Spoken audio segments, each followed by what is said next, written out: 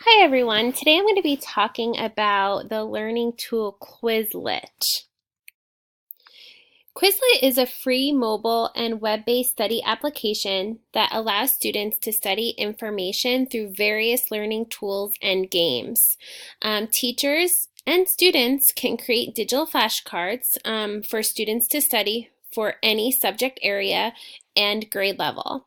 Quizlet is really an effective way for students to be able to practice their academic and content area vocabulary that would traditionally be practiced by handmade flashcards. So why should you use Quizlet in your classroom? It helps you to differentiate review for your students through 7 different study modes, which I'm going to be reviewing with you shortly. Quizlet also helps you incorporate collaboration and teamwork skills through the feature Quizlet Live. Quizlet also helps students prepare for tests, whether it's in the classroom, really anywhere, or at home. One of my favorites is that Quizlet supports English language learners and students who are below grade level reading. Quizlet has a tool where it reads the words and definitions to the students out loud, which really enhances their grasp of pronunciation and learning the correct material if they're unable to read it independently. Quizlet also is used at home, which is a very helpful thing. And Quizlet makes learning fun and engaging. So how to create a Quizlet account? Very simply, you go to Quizlet.com, type that into your web browser, and when you get to the home page, you just click sign up, and Quizlet allows you to create an account for free through Google, Facebook, or your email address. Once you have created your account, I'm going to go over how to create a flashcard set, which is extremely easy to use. You log into the home page. The first step, when you log in at the top, there is a Create tab, and you're going to click on that button in the top left-hand corner. The second step is to type a title in for your card set, whether it's a specific unit or subject area. And then the third step is to just fill in the information that you want your students to study. The term, vocabulary term, the meaning and definition of that term. And another cool feature is that you can include an image and visual, and this is also great for your ELs or your students with special needs. I'm now going to show you the 7 different study modes that I explained earlier.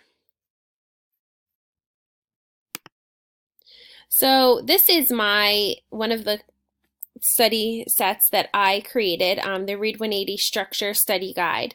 And if you notice here on the left tab, there are 7 different ways my students can study these terms. So the first one is the flashcards, which is a quick way to review terms and definitions, and it has the flip feature. So here's the question, and when you click, you can see the definition.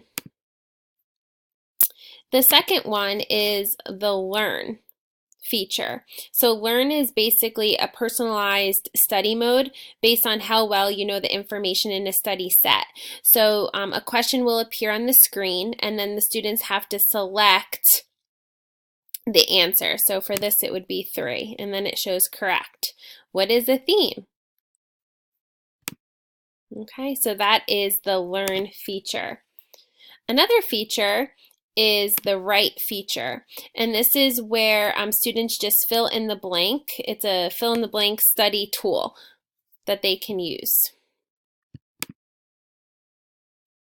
The fourth feature is the spelling test, and it's a study mode that basically dictates a term or definition, and the students need to spell that term correctly. The fifth feature is the test mode. And the test mode is basically run like a standardized or standard test. It's an easy way to quiz yourself on how well you know the information in a study set. There is fill in the blank. There is matching questions, multiple choice questions, true or false questions, and then students can check their answers, and then they get a list of the words that they still need to review before their assessment, which is a really neat feature as well.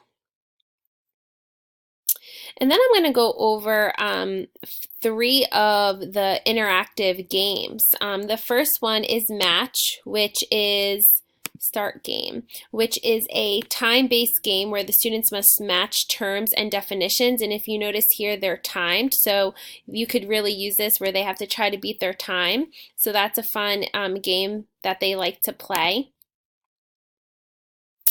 Gravity is a level-based game where the students must answer correctly before the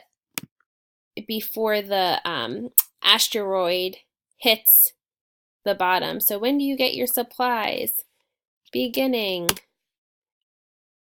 And you have time. And then if you don't get the answer correct, it hits the planet. Oh no.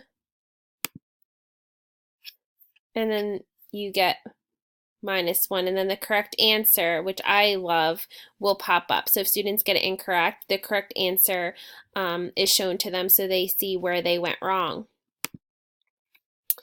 The last game, which is my absolute favorite, is Quizlet Live. Quizlet Live is an extremely competitive game that you can do in your class to help students review information while working together in teams. So basically, you create a game.